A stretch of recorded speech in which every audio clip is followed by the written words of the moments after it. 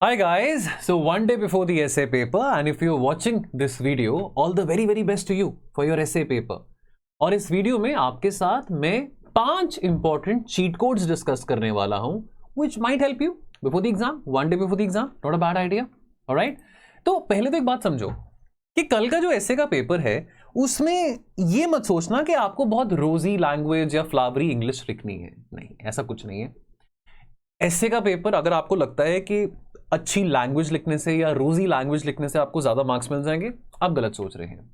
Effective लिखना बहुत जरूरी है और आपको ना अपने कंटेंट के जरिए एग्जामिनर के माइंड को कैप्चर करना है, क्योंकि देखो एग्जामिनर को नहीं पता कि आपके 10th क्लास में एसए में 100 मार्क्स आए थे या 12th में आपके इंग्लिश में इतने मार्क्स आए थे या आप बहुत अच्छे डिबेटर थे या बहुत अच्छा आप लिखते हैं। एग्जामिनर को कुछ नहीं पता।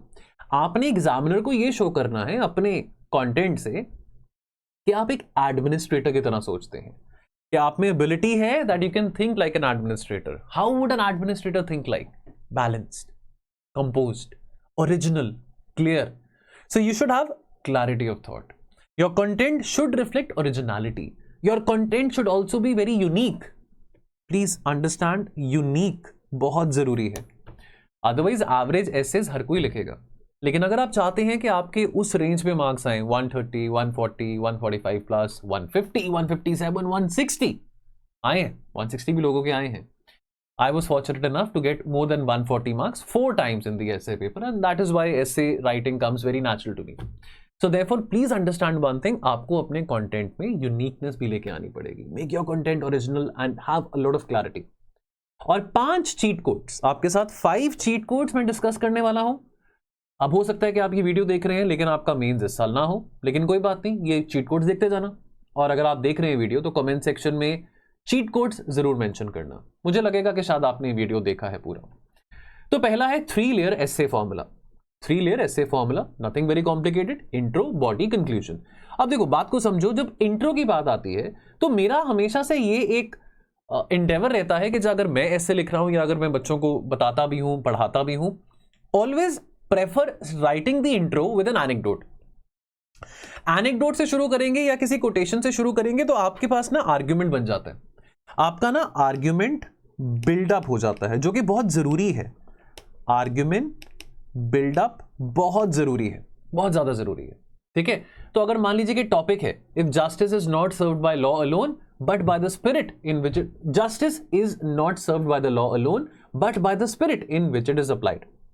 अब यहां पे you can start with the story of the salt march, of the salt tax, जो कि ब्रिटिशर्स ने इंपोज किया था, और उसका रिस्पॉन्स में गांधी जी ने जो सॉल्ट सत्याग्रह, सिविल डिसोबीडियंस मूवमेंट शुरू किया था।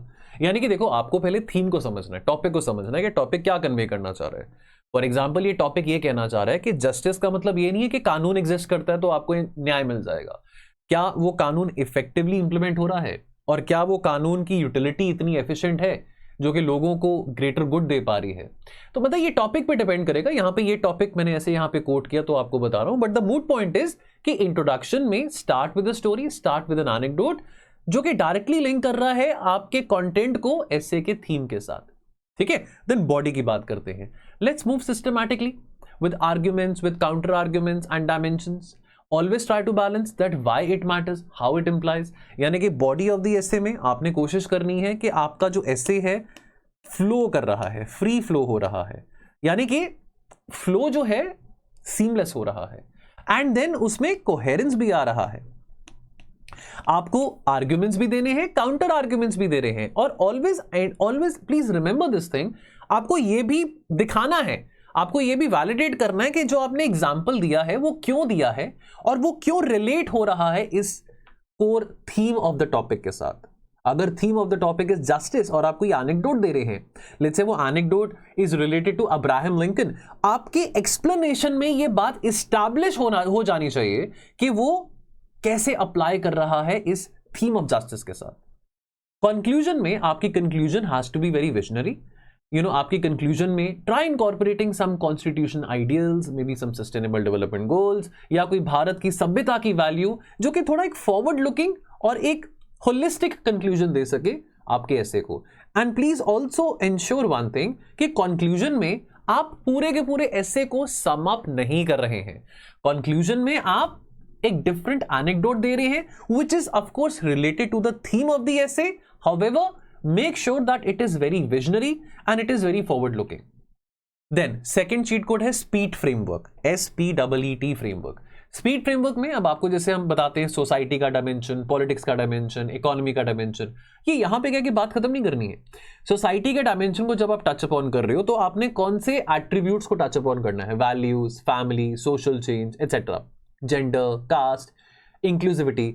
पॉलिटिक्स में जैसे डेमोक्रेसी आ गया, गवर्नेंस आ गया, यानी कि ये एट्रीब्यूट्स है. डायमेंशन पॉलिटिक्स का है लेकिन एट्रीब्यूट्स है, democracy, governance, institutions etcetera. Economy में ग्लोबलाइजेशन की बात आ जाती है, इनइक्वालिटी की बात आ जाती है, डेवलपमेंट की बात आ जाती है. एनवायरमेंट में harmony with nature, climate change, sustainability. अब इन एट्रीब्यूट्स को एक्सपैंड करने के लिए और एक्सप्लेन करने के लिए आप कभी कभी कुछ कंटेम्प्रेरी एनेक्डोट्स का इस्तेमाल करेंगे. फॉर एग्जांपल COP29, COP28 अगर एनवायरमेंट की बात कर रहे हैं, या सस्टेनेबल डेवलपमेंट गोल्स, या आप कभी कभी कोई हिस्टोरिकल थीम्स या हिस्टोरिकल एनेक्डोट्स यूज कर सकते हैं. फॉर एग्जांपल अगर आप सोसाइटी की बात कर रहे हैं और आप एक जेंडर एट्रीब्यूट पे टच करना चाहते हैं तो of course you can always correlate with Raja Ram Mohan Roy and his stand against dowry. Then ethics की बात आ जाती है. एथिक्स में जस्टिस, कौन से एट्रीब्यूट्स हैं, justice, morality, constitutional morality, human rights. तो ये एट्रीब्यूट्स को बेशक चाहो तो इसका स्क्रीनशॉट ले लो, ये स्पीड फ्रेमवर्क का. आपने इस फ्रेमवर्क में बस ये याद रखना है कि कौन से एट्रीब्यूट्स हैं जो कि आपने एक पर्टिकुलर डायमेंशन में डिस्कस करना है. ठीक है, ऑलराइट. देन एनेक्डोट्स आपका सीक्रेट वेपन है. नाउ एग्जामिनर्स इतने सारे एसेज पढ़ रहे हैं. अब देखो अगर 13-14,000 बच्चे अगर मतलब क्लियर करके क्वालिफाई करके मेंस दे रहे हैं तो इतने हजारों कॉपियां तो एग्जामिनर्स पढ़ेंगे. अब एक एग्जामिनर को 3000 कॉपीज एलोकेट हो सकती हैं, 500 कॉपीज एलोकेट हो सकती हैं, वो आपको नहीं पता. लेकिन अब आपका ऐसे कैसे स्टैंड आउट करेगा from the rest of the people, तो उसके लिए आपको कुछ ऐसे एनेक्डोट्स का इस्तेमाल करना पड़ेगा. Understand one thing, only theory is not advisable. आपको थ्योरी को कोरिलेट करना है एनेक्डोट के साथ, या थ्योरी को बिल्डअप करो यूटिलाइजिंग एन एनेक्डोट. ऑलराइट, बात को समझो. आर्ग्यूमेंट को, थ्योरी को बिल्डअप करो utilizing an anecdote. Freedom struggle की बात हो रही है तो गांधी जी का डांडी मार्च, भगत सिंह का सैक्रिफाइस, नेहरू स्ट्रिस्ट विद डेस्टिनी का जो स्पीच है, ये बात आ जाती है. थिंकर्स की बात आ रही है तो अंबेडकर जी का vision on constitution morality, Vivekananda ji का जो विजन है ऑन कैरेक्टर, टैगोर का जो विजन है ऑन नेशनलिज्म. मॉडर्न आइकन्स की बात आती है, इसमें एपीजे अब्दुल कलाम आ जाते हैं जो कि साइंस के फील्ड में एक बहुत बेहतरीन एनेक्डोट आप यहाँ पे इनको कोट कर सकते हैं. ह्यूमिलिटी की जो वैल्यू है वो भी एपीजे अब्दुल कलाम की लाइफ से हमको पता लगती है. देन वर्गीस क्युरेन है, white revolution, people driven change, participatory governance की बात आ जाती है यहाँ पे. ग्लोबल कुछ फेमस एनेक्डोट्स, तो ये 3-4 एनेक्डोट्स आपके टिप्स पे हो. मंडेला, नेल्सन मंडेला इतने साल जेल में रहे अपार्थाइड रेजिम के अगेंस्ट, लेकिन जब रिहा हुए तब वो वापस आए.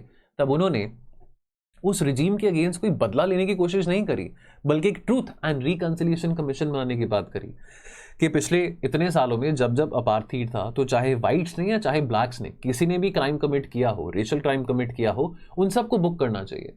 Martin Luther King on justice. तो देखिए अब ये 5-6 एनेक्डोट्स हैं, Gandhi, Bhagat Singh, Ambedkar, Rabindranath Tagore, Mandela, Martin Luther King. देखो ये 5-6 एनेक्डोट्स तो आपको टिप्स पे याद होने चाहिए. आपको पता होना चाहिए हाँ इनको अप्लाई कहां करना है. वहां पे आपने अपनी विजडम को अप्लाई करना है. Alright, now balance trick, optimism with realism. ठीक है, यूपीएससी के जो एसेज हैं, there never meant to be rants और blind optimism. Always acknowledge problems, लेकिन in a very balanced manner. Please don't end up writing like a revolutionary. Acknowledge problems like inequality, inaccessibility, corruption, conflicts, but always try to end with solutions. Now, you and I, we can end up talking about thousands of problems in this country, but UPSC is not asking you to cry about the problems. UPSC also knows about that. UPSC is wanting solutions. So instead of technology creating unemployment, you can always write that technology is displacing some jobs, but is also creating opportunities in AI, green economy and services, provided policy is keeping up pace. देखो कितना अच्छा यहाँ पे एक sentence है. आपने वेग sentence लिखा कि टेक्नोलॉजी क्रिएट्स अनएम्प्लॉयमेंट, बहुत वेग सेंटेंस है. ठीक है, एवरेज से आपको कोई वहां पे फीडबैक मिल जाएगा. लेकिन आपने एक थोड़ा रिफॉर्म तरीके से सेंटेंस लिखा, उसमें आपको मार्क्स ज्यादा मिलेंगे और उसमें एग्जामिनर को वो चीज पढ़ने में भी अच्छी लगेगी. तो ये बैलेंस ये दिखाता है कि आप एक मैच्योर एडमिनिस्ट्रेटर बन सकते हैं. आप एक मैच्योर एडमिनिस्ट्रेटर बन सकते हैं. आपके अंदर वो क्वालिटीज हैं कि आप एक इमोशनल राइटर नहीं है. जो कि बस आप क्रांति की बातें लिख रहे हैं। And the mindset reset, clarity over complexity. ऐसा लिखो that you are explaining to an educated friend, not a professor. ठीक है, depth over breadth, don't try to add 20 examples और 20 points in a very shallow way, in a very superficial way. Develop 5 points, 5 to 6 points, but make sure कि वो 5 से 6 anecdotes बहुत ज्यादा substantial हैं। ये एक ऐसी गलती है जो कि कितने बच्चे करते हैं, इतने बच्चों का मैं ऐसे इवैल्यूएट कर चुका हूं। And everybody would end up writing 20 examples, 20 anecdotes, but no, I'm not wanting them, bro. What I'm asking is that give me just 5 good examples or 5 good anecdotes, but explain them substantially. And the flow over fancy words. Simple language, भैया. Simple language and smooth transitions. Make sure कि आपका paragraph to paragraph transition smooth हो रहा है, example to example, anecdote to anecdote transition smooth हो रहा है. So make sure कि ये चीजें हो रही हैं. Simple language and smooth transitions is much more better than any technical jargon. And you over notes. Don't read new material today. Please trust your preparation. That is very, very important. Remember, do not try to chase perfection. नहीं मिलेगा. Chase clarity. किसी को Impress करने की कोशिश मत करो, express करने की कोशिश करो। Don't try to impress, try to express. Exam में भी और वैसे भी, समझ जाओ मैं और क्या कहना चाह रहा हूं। ठीक है, यूपीएससी फ्लावरी ऐसे नहीं मांग रहा है, it is only wanting administrator जिनके पास विजन है। तो जब आप कल जाते हैं, walk into the hall with stories in your pockets, with frameworks in your head, and with confidence in your heart, and obviously you will come out as a brilliant topper in the essay, and you will end up writing an essay which will leave a very solid substantial mark and impact. And by the way, हमारा batch 2 जो कि foundation course है essay का, वो हमारा 18th अगस्त से शुरू हो चुका है। अगर एनरोल करना चाहते हैं तो भैया अभी कर लीजिए, इससे पहले के 2027 के बैचेस शुरू कर दें। See you very soon. Thank you.